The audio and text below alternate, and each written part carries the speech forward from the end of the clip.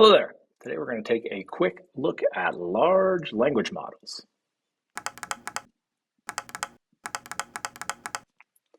We're going to take a look at what they're doing, we're going to look at how they're trained, and we're going to take a look at why they might be useful. So what are they doing? Effectively, they are mimicking human text by predicting the next token, effectively the next word.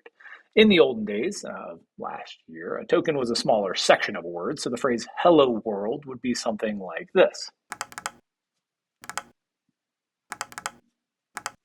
4 tokens there. The more current models at the leading edge seem to be using entire words as a token, so something more like this these days.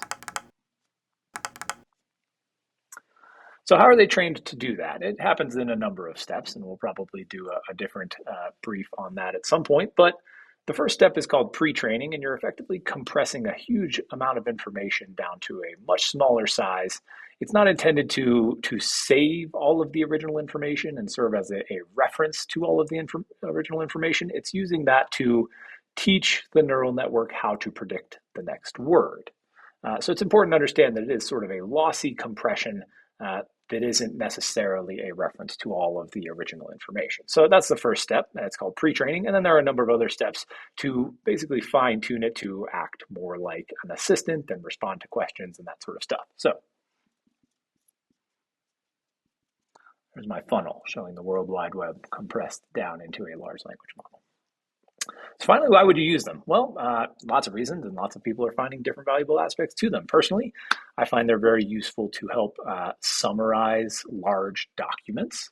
I develop a fair bit of software, so it's remarkable how well they are at helping me generate code. I don't really have to know the syntax of a given mechanism that I'm trying to do. I just need to know how to coach the LLM to generate the thing that I want. And then finally, it's just a really good dialogue companion to work through an idea or a design or something like that. You can give it ideas, it'll bounce stuff back to you, and in that way you can get to a good outcome pretty capably. So I like to think of it as handling the grunt work.